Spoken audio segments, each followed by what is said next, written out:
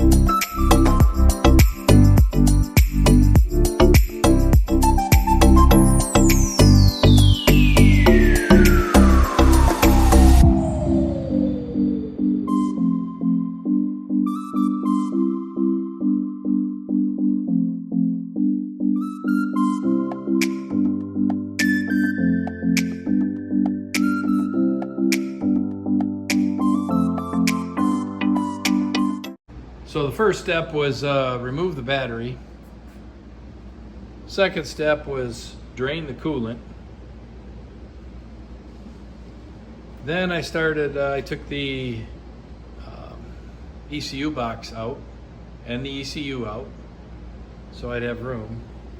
Then I took the power steering pump out of the way, get it out of the way. And now the only thing holding me up right now, and there's two bolts at the bottom that go this way, that go through the AC pump and hold the bottom of the alternator, and then there's one bolt that goes over here that holds it in back here. See it there? It's that guy right there. And then I unplugged the plugs. I took the top radiator hose off. Once everything was drained, I took the oil dipstick out.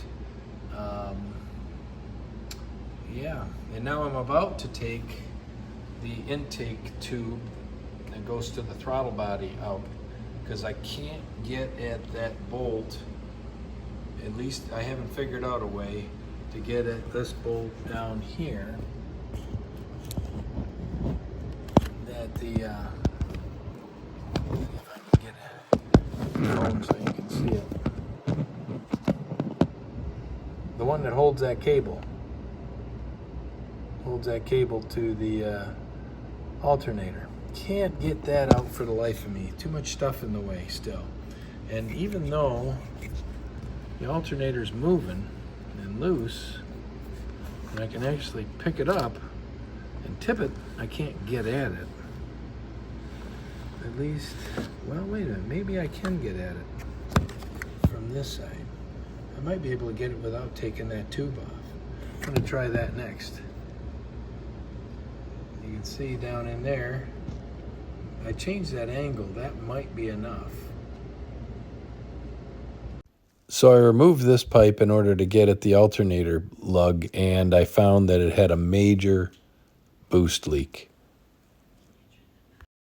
So back working on the laser and working on, gonna put a IPD exhaust on it. Got to do a couple repairs. That's what that little clamp is. I found a little tiny hole right there. And of course this is a used exhaust, as you can tell. But I figured I'd polish up these beautiful Swedish mufflers. And so I'm in the process of doing it right now. I use a combo of tools, as you can see here. And that's double-aught steel wool that I kind of finely polish it with. But this one I'm done, and you can see, comes out pretty good. Not perfect, but you know, I clean the pipe, this car had I think a pretty good oil leak. It was in an accident. I think that might have caused it. But anyways, it was all over the exhaust, and I'm cleaning that up. And then I'll be modifying this exhaust to fit and attach to the OBX, because the OBX that I got from Walmart back last fall is sure got a drone to it. So hopefully, I'm pretty confident this will take care of that, this combo here, these two guys. So here's hoping. Okay, well, the polishing part is done. That one looks great. This one looks pretty darn good. I mean, it's perfect, no, but perfectly usable. The tip is a stainless tip. It says IPD on it. I'm not fastening it yet. I got to do that once it's in, so I get the length right. Yeah. Next steps are get under there and get her done. I also am going to use this product because I have a small hole underneath this clamp here.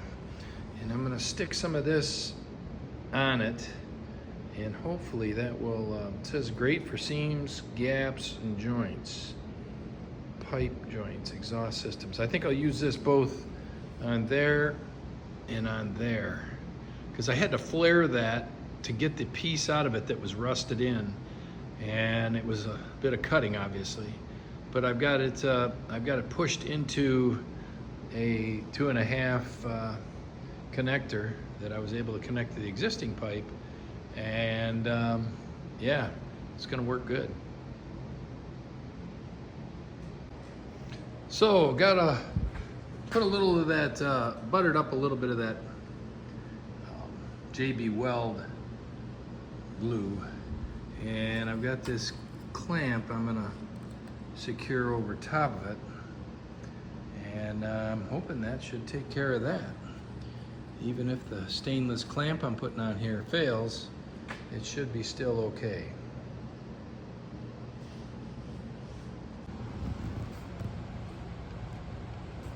So the TME exhaust is in, and you can see the tip back up there, and the muffler.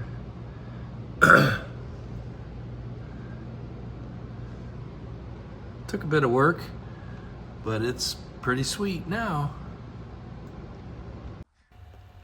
So the laser got all the exhaust done on it, and it really came out pretty nice.